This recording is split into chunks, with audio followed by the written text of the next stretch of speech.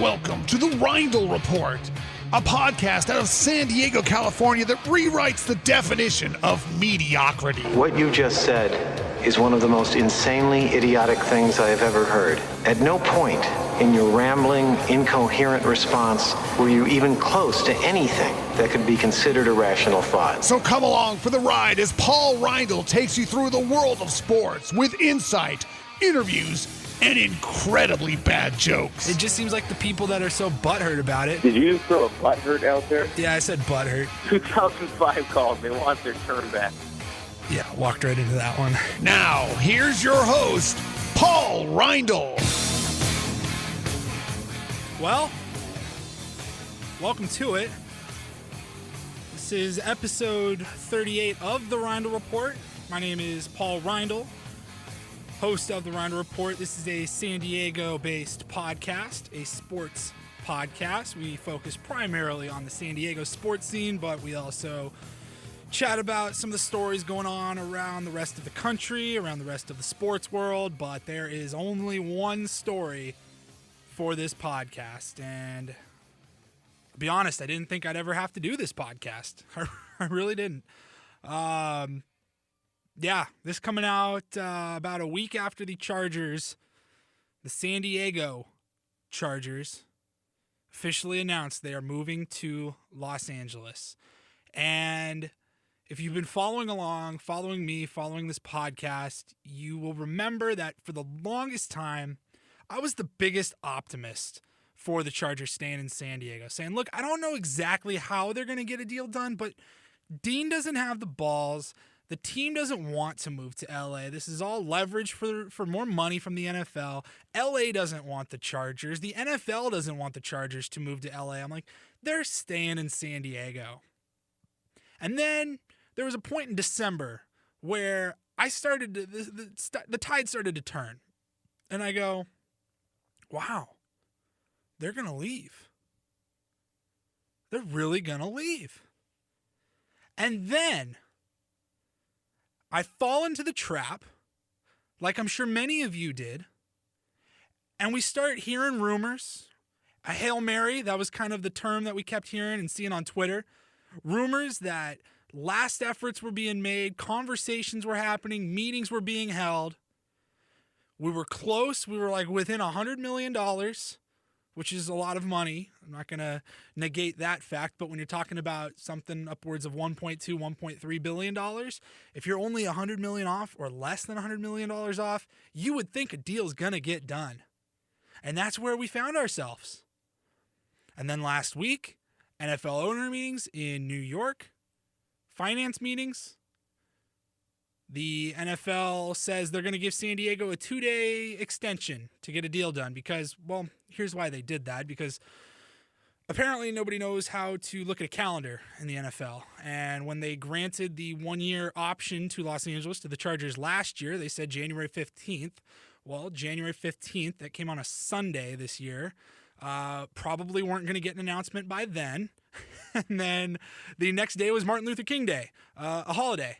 So you probably weren't going to get an announcement then either. So the NFL gave the extension till Tuesday. We figured we had through the weekend to get some sort of deal done. We would know what was going on, and we take it from there. And then Adam Schefter tweets out, stunner. Chargers plan to relocate, plan to announce it as soon as tomorrow, which was Thursday morning. And they did. And they ended a 55-year stint in San Diego, America's finest city, a city that loved them.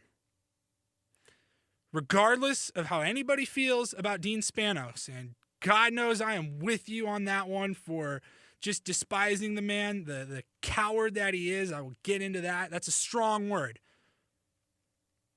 Coward is a strong word. Yet I find it incredibly fitting for how Dean Spanos has been acting and how he acted with his final move here in San Diego. It was a cowardly move. Dean, I'm sure you're listening. It's the Reindl Report, for God's sake. I'll get into that, but you can already hear it in my voice. I'm pissed. I'm upset. I'm angry. I'm sad. I'm emotional. Just all these emotions, just like, I'm with you guys. I'm with you, Chargers fans. I believe me. I might even get into a story. Like I told a story, I believe, 2 or 3 podcasts ago of why I can connect to this story, because I'm not a born and bred San Diegan. I've been here about 8 years. This is my home. This is where I call my home. And I have adopted the city. I have adopted the Chargers. I love this place. And I was all in. I am all in.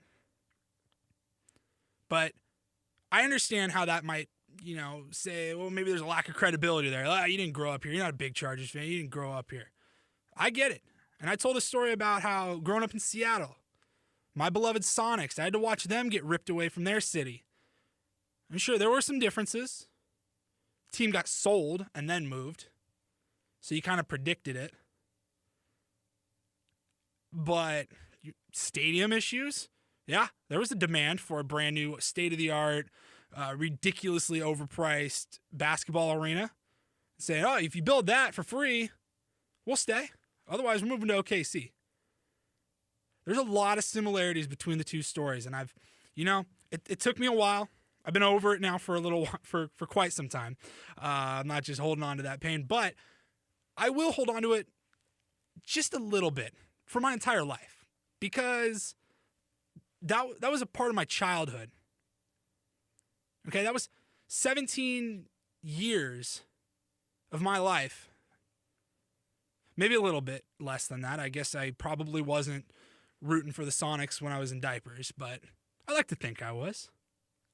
Now, I grew up a big basketball fan. The Seattle Sonics were my favorite team growing up. And so that was a part of me that's gone. The Sonics do not exist anymore. If you see a Sonics jersey, it's an ancient artifact. And who knows if the NBA will ever return to Seattle. It won't be the same. I can tell you that right now. It will not feel the same. It'll be nice, but it will not feel the same. But this isn't a podcast about Seattle. I'm just trying to draw a little bit of a connection there, let you know if you're a San Diegan, born and raised here, and you're wondering who's this dumbass that trying to relate to Chargers fans. Look, I got you, okay? I feel you on this one. And it just hurts because of the way the Chargers left. I don't want to try to make any light of the Rams leaving St. Louis. Anytime a city relocates, it's a terrible thing. Most times, I would say all but one, of anytime there's a relocation, 99% of the time, the city gaining the team, they're pumped. The league's excited. It's a celebration. There's a parade, a rally. But that doesn't mean that it doesn't kill that city that just lost their franchise. But again, I'm not trying to ease the pain or anything like that on anybody from St. Louis, any St. Louis Rams fans, but their owner, Stan Kroenke, was pretty clear the entire time. He's like, hey, I'm moving to LA. If I get approved, we're moving to Inglewood. Whereas Dean Spanos was wishy-washy, back and forth, wouldn't talk to the media. The only time you would hear from Dean Spanos was he would post some dumbass video on Chargers.com that was scripted, and, they've got one of their staff people reading questions that Dean, I'm sure himself, wrote and said, I'll answer these questions. Yeah, just ask them to me in this order, and we'll post that online. We'll call it good to go. You didn't hear from Dean Spanos. There was no effort being shown that he wanted to stay in San Diego. We just had to draw our own conclusions that he doesn't have the huevos. He's not moving. Well, he did. And he's going to regret it. Part of me wants to think that he's already regretting it a little bit. What he's not regretting is that, look, from a business standpoint, dude did what he had to do.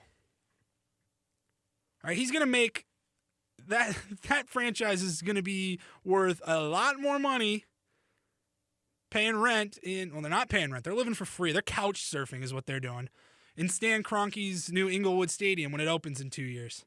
It's going to be the nicest stadium in the world. All right, it's Los Angeles. It's the entertainment capital of the world. The campus for that stadium is going to be unbelievable. So from a business standpoint, Dean Spanos putting a lot of money in his, getting a lot of return on his investment here. But that doesn't mean it was the right thing to do. It does not mean that it was the right thing to do. You have moved from a city that loves you to a city that doesn't want you. And what pisses me off the most, and this has been after almost a week now of the Chargers officially announcing their relocation, what pisses me off the most is the absolute lack of sympathy towards San Diego. Not just from Dean Spanos and his boys up there. I don't just mean his boys literally as in John and AG, but just the Chargers organization as a whole, minus the players. It's not their fault. It is not the players' fault, okay? Phillip Rivers did not have any say in whether or not the team stayed or stayed here or went to Los Angeles. And because trust me, if he did, he would have said, "We're staying in San Diego, dadgummit." It's exactly what he would say. So this wasn't on the players, but it was on the organization. It was on the president, the CEO, guys like Mark Fabiani.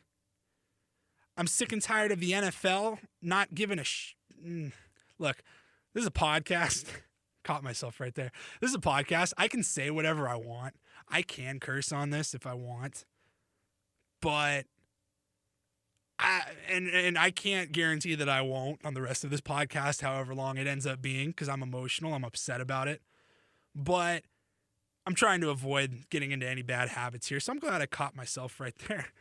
But it's just the lack of empathy has been so messed up, and how the National Football League, and I won't even say national media, because for the most part, nationally syndicated radio hosts that I listen to sometimes throughout the week, and articles that I've seen from around the country, everyone's kind of saying, why did they move to Los Angeles? Like, that doesn't make any sense. But the NFL, they're buying into this narrative that the Chargers have promoted that says this is on the voters. This is on San Diego. We tried really hard with Measure C. We tried. It only got 43%. We needed 66%. That's telling in and of itself. They didn't want us there.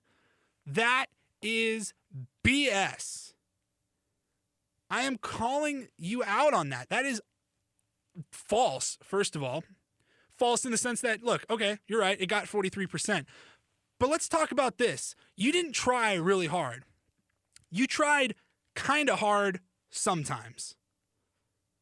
Kind of hard sometimes. You did not try very hard with this. This was a proposal that the Chargers themselves admitted was never going to pass. It was never going to pass. Everyone knew that. Not just the Chargers. The fans knew it. Everyone knew that Measure C was not going to pass. I can't think of anything that would get 66% of the vote. I'm talking to my friend, a native San Diegan, who said, we had fires back in, I want to say it was 05, 06. Don't quote me on that directly, but if you lived in San Diego during that time, you know exactly what I'm talking about. The whole city was ablaze with wildfires. I've heard stories from friends like, oh yeah, I didn't have to go to school that day. The air quality wasn't good enough. We just stayed indoors. It was crazy. So my friend's telling me, look, yeah, they put on the ballot to get more firefighters, more money for firefighters. That didn't get 66%. If that can't get 66% yes, there's no way in hell a sports team, a billionaire owner is going to get 66% approval to publicly finance, the rest of his playpen down there in downtown. It's just not going to happen. But the Chargers think, this is a great proposal. No, it wasn't. This is something that you kind of just whipped together. You knew it wasn't going to pass. You didn't promote it. You put a couple of signs up around town. You apparently went door to door and got a bunch of signatures. You did not put your best effort into that. So cut the crap with that one, Dean Spanos. Done hearing that. And we hear things coming out now over the last couple of days about the Jumbotron, the video board at Qualcomm Stadium. Look, if you haven't been to Qualcomm Stadium, let me just paint a picture for you. It is an absolute dump. It is a dump. It's not just the oldest stadium in the NFL or the second oldest stadium in the NFL. Look, Lambeau Field's incredibly old. They've renovated it, they've kept it up, but it has some history and old kind of, it fits Lambeau Field. However, Qualcomm Stadium, I mean, the club level televisions, they're a box TV that your grandma threw out 15 years ago even, okay? I know everybody's got flat screen, right? Everyone's got the HD. Look, you remember growing up, though, those little 18-inch, like, they're go as far back as they are wide. They're just a box, a cube. You haven't seen one of them in years. That's what the Chargers have in their freaking club level suites. I know the press box, it leaks when it rains. There's static coming through the speakers. Wires are, hanging out. It is an absolute dump. And it's coming out, at least coming to light, because it was public knowledge that about a year ago, San Diego State even offered to go in 50-50 with Dean Spanos and the Chargers to get a new video board to enhance the fan experience. And Dean wouldn't do it. And you know what? That's fine.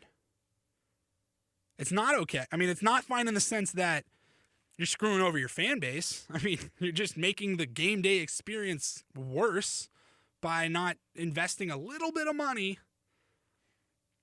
and putting in a new video board that we can actually see the highlights and replays and, maybe put in a speaker sound so that when the referee says something on the field, we can actually hear him. We don't have to go on Twitter and try to look up what was the last penalty, which you can't even do because if you're at the queue on a game day, you're not going to get any reception anyways. You are not getting any service.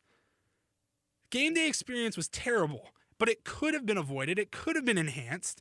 And the fact that a state university like San Diego State, who does use that stadium, they play their home games on that field, so they are benefiting from it, sure. But the fact that a state university had to even approach a billionaire and say, hey, what if we just go in 50-50 with you? If you won't just pay for it yourself, we'll go 50-50. How about that? That's a joke. That is a joke. And the insulting part of that whole story, the whole video board story, is now in LA, we hear on radio shows and on television hits and at their welcome rally in Inglewood, things like, StubHub Center is going to be great. It's going to be so nice to actually have a video board that works, that we can see the damn highlights. Like that was our fault. It's just a jab. It's like they won't admit that we chose not to pay for that.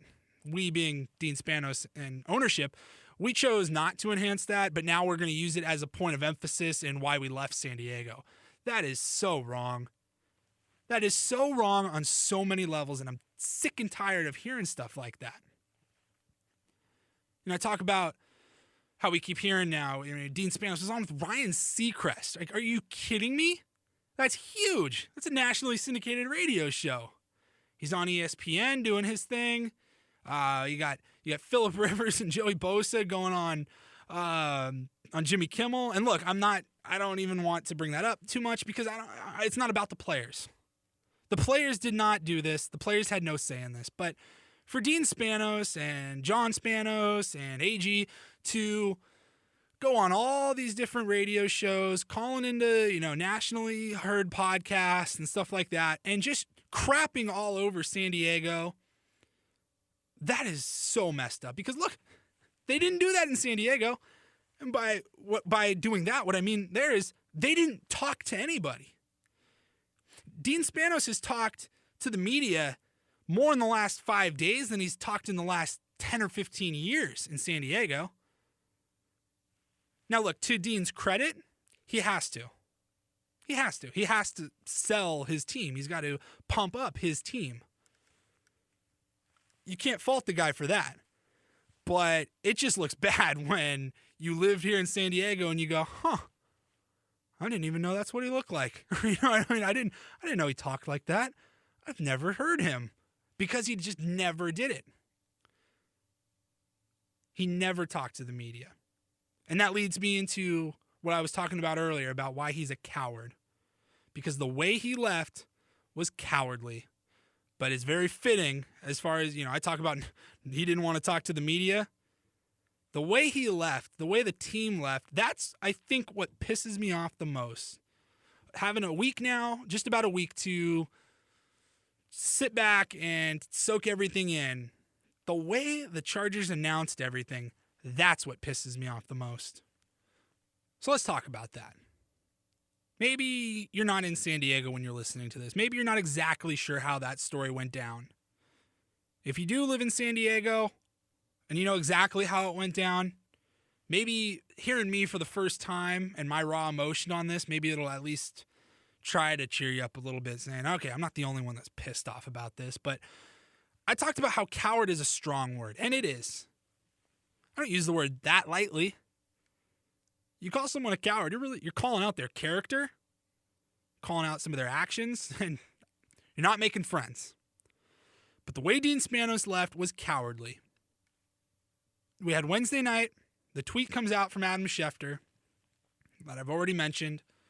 Stunner. Chargers plan to announce as early as tomorrow, meaning Thursday morning, that they plan to relocate to Los Angeles after 55 years in San Diego. And look, there was a lot of hope, I think, from Chargers fans that, maybe he just heard something. Maybe he's trying to shake things up. Maybe Dean will wake up and say, it's just a leverage thing. I get that.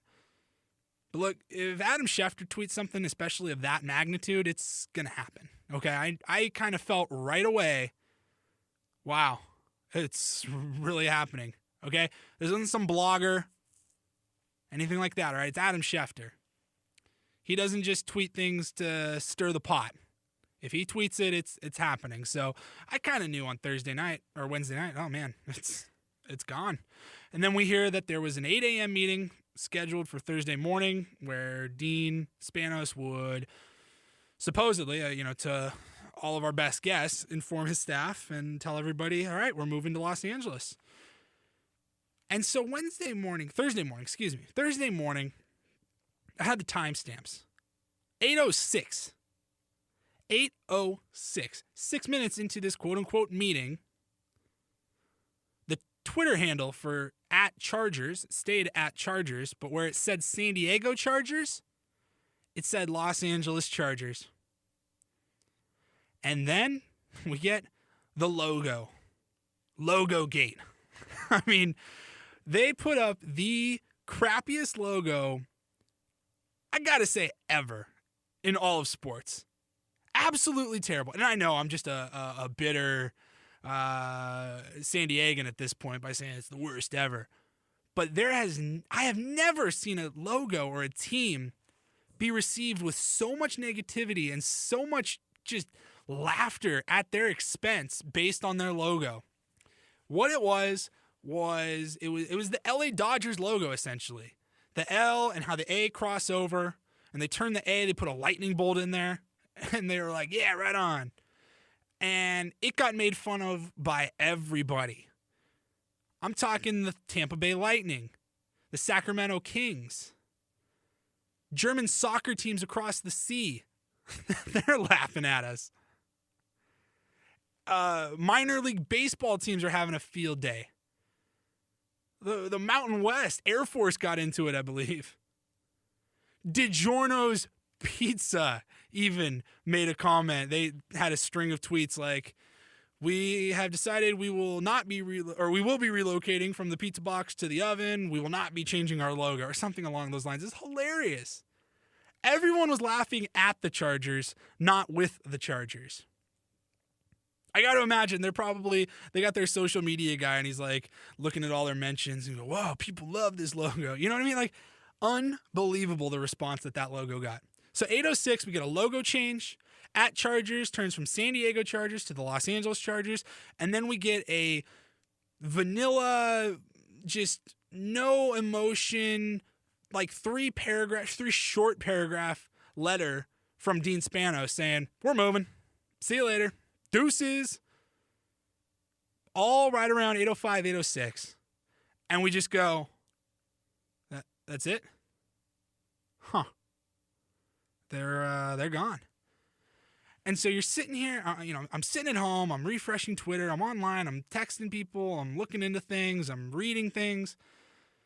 You would think now, if you're a San Diegan and you've been following this team closely over the years, you probably might not expect it, but somebody else, you might expect, well, there's going to be a press conference, right? That would be a reasonable expectation.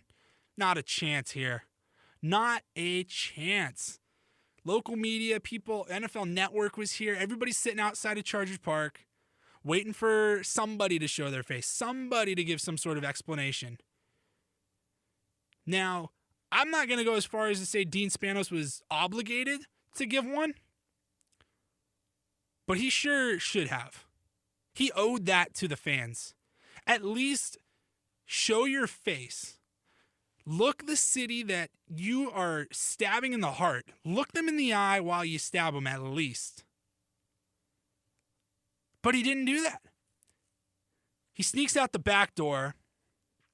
And I see on Twitter from Michael Gelkin, friend of mine, he covers, beat writer for the Union Tribune.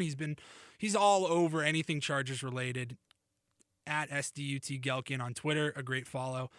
I'll plug him there. But he tweeted out a video from Lindbergh Field, San Diego International Airport, at about 8:45. It was 40 minutes after the logo change, logo gate, and the Twitter change and all that. 8:45, he tweets a video of Dean Spanos' private jet taking off and heading for Los Angeles. And when I saw that, that is when I go, son of a bitch really did it. Unbelievable. You want to talk about a mic drop? That was a mic drop in the most negative, horrible sense for this beautiful city that I have grown to love. That was a mic drop. Dude walked in, said, "We're moving," changed his Twitter, tweeted a little half-hearted note, got on his private jet, was in LA within an hour. Unbelievable. I couldn't believe it. And that's where it sunk in for me. That was when I really started to feel it and go, they really just did that. Look, there's so much I could say about this. We're about 30 minutes in. Part of me was going to do a podcast, I don't know, the day after. But if you know what I do for a living, you could probably assume life was crazy. Life was a little hectic with the news of the Chargers. I'm not going to do that. I am not going to make that pun. You probably just started to hear me say it. It was an accident. I am not ready to make that pun yet about the Chargers leaving town. I will not go there. But I just didn't have it in me. I found some free time and I thought, okay, maybe I'll talk about this. Yeah, get into that a little bit. Okay. Nope. Crumpled up that page of notes, tossed it out into the garbage. I just tried again. All right, maybe we'll take this angle, talk about this. Nope. I just wasn't ready. I had too much emotion, too much confusion, too much anger, so many different feelings going through my brain, my body, that I needed some time. And I think that's what we all just kind of needed, some time to soak this in. Look, don't let anyone, if you are a San Diego Chargers fan, don't let anyone tell you how you need to feel. That would be my best advice for you, okay? We've been in mourning now for about a week, maybe longer by the time you're listening to this podcast. We have been in mourning here in San Diego. I hear a lot of people say it's like losing a family member. And I'm not sure that I'm prepared to go that far, because I think that anybody that's actually lost a family member would tell you that it's nothing like losing a family member. How, speaking of somebody that's, lost someone close to them, I'd much rather prefer that they moved 2 hours, 100 miles up the coast than passing away. So I'm not going to make that conclusion, but that's the one that you hear going around. Okay, can go with that, I guess. Don't let anybody tell you how you need to feel. Hey, come on, they're gone. There's nothing you can do about it. Cheer up. They're only 100 miles away. You can still be a fan. Not necessarily. Not necessarily. I understand why people nationally might say, well, it's not like the Browns when they woke up one morning and moved to Baltimore. You can still go to all the games, right? Technically, yes. But after going through and just being dragged through the mud like San Diego Chargers fans have over the last few years, by Dean Spanos and the organization. That is why not nobody, but the majority of Chargers fans don't want anything to do with Los Angeles. I've already talked about how Los Angeles doesn't even want them. But why should San Diego have to go up there and continue to give this man money, continue to support the franchise? They'll support the players. Maybe I speak alone, but I know I can tell you right now, whether I'm watching the game or catching the highlights on SportsCenter, if I see a Rivers to Gates touchdown next year, part of me is going to be pumped. For the players, you still support the team, the guys. But don't let anybody tell you, hey, you can still be a fan. What are you doing? Quit crying. This is the time where we get to figure out what we want to do next as a city, how we want to react to this. If you want to be a Chargers fan, if you want to continue to be a fan, say, look, I'm a Chargers fan. Not necessarily a San Diego Chargers fan, even though that's really been this city's identifier now for 55 years. But if you just say, hey, I'm a Chargers fan, all right? I'm a season ticket holder. I'll still drive up to the StubHub Center and watch those guys. Great. And on the flip side, if you say, I am done. I was down at Charger Park. I threw my jersey in that pile and I ripped that crap to shreds. Then great. Either way. Just don't let anybody else tell you how to feel, okay? This is a time, like I just said, where we get to figure out how we want to handle this moving forward. And that's, I imagine, something that we'll be talking about on this podcast. What's next? What is next for San Diego? Do we get an MLS team now? There's a lot of talk around that. MLS comes to town, new stadium for San Diego State, something like, 30,000 seats. I've got some reservations on that, not just because I'm not a fan of soccer, but look, I'm not a fan of soccer, but I still think the MLS being in San Diego would be great. It's great for the city. There's a huge population of soccer fans here in San Diego. I just don't think it'd be great at the expense of an NFL team. And to anyone's credit that's promoting, bringing the MLS team, not a lot of people are saying, in place of the NFL team. Like, you can't replace the NFL with the MLS. It's just not possible. It is that you cannot do that. My reservation for the MLS, and I'll get into this at a later date, I'm sure, is that if you commit to building that stadium, whether privately financed or not, well, then where would an NFL stadium go if we ever wanted to try to lure another team in? Because they're not going to play in a 30,000 seat stadium. They're just not. So I would say that would be one thing to consider. Another idea, what's next? Are we going to even watch the NFL next year? Do we care? I know watching the playoff games, the divisional round, I watched it with, off and on, but in the back of my head, all I had was, we'll never get to see that again here.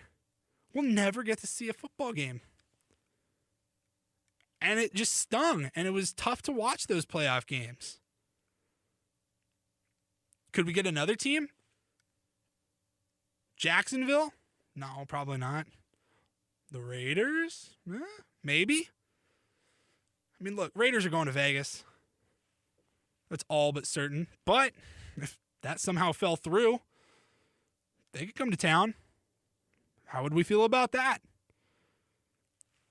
Well, if you're a Chargers fan, you'll probably be pissed. But if you're a Chargers fan, you're probably going to keep, you're the guy saying you're going to go up to Carson or to, L.A. and watch at the StubHub Center, and that's fine. Like I said, that is, do you.